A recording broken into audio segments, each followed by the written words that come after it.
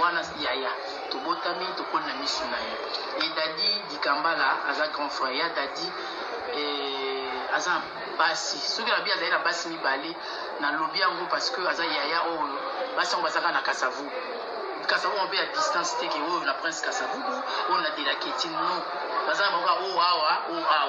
donc azali na o distance te ozwa pe taxi te okei makolo ata réaction moko tozomona te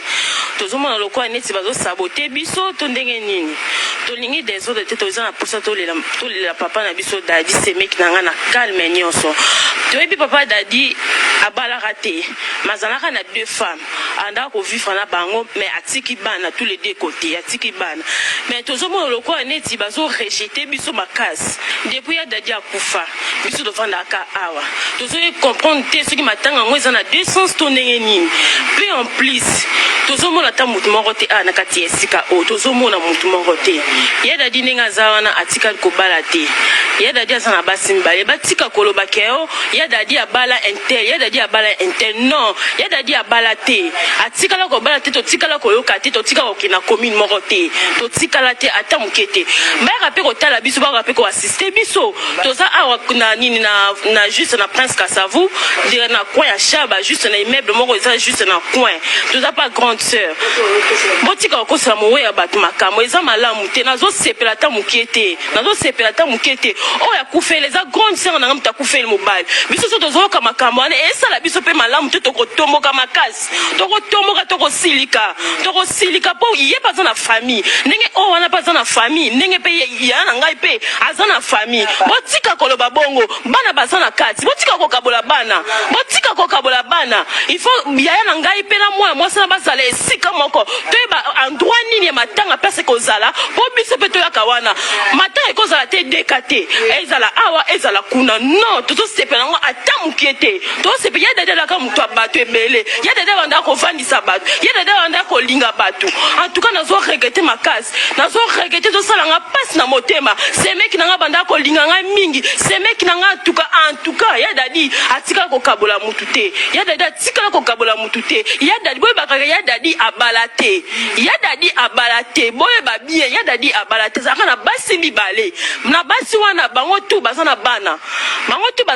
en tout cas nana eloko oloba te parce que ezosalanga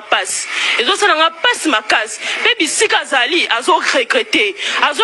ya dadi alingaka mwasi na ye oyo makasi alingaka grand sœur na ngai makasi elitumba alingaka ye makasi tininga azokufa na komba eli batikaka baba di n'importe quoi tokosilika tokotomboka bokota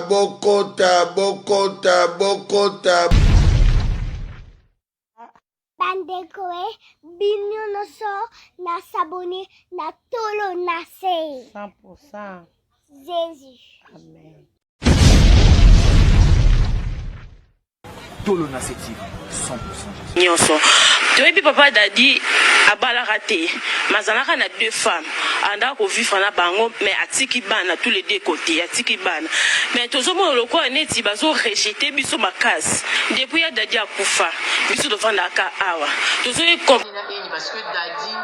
je me posais même des questions si azali na mwasi mosusu parce que moi je le voyais matin au soir na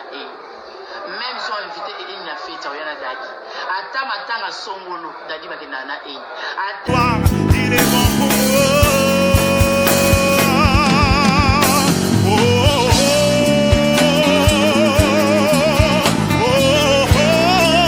alléluia, je l'acclame, je pousse des cris de joie parce qu'il est bon pour moi. C'est bonté divine, chante-les avec moi. Son amour, alléluia, c'est son printemps, font ma différence. Je ne suis qu'un enfant, je ne suis qu'un enfant. Et lui est mon papa, papa. Et au regard de bien, alléluia, j'ai les traits du roi.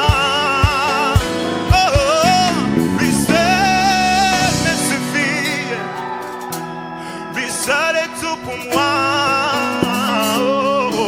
Quand je ne sais comment dire, je me mets à crier, à crier.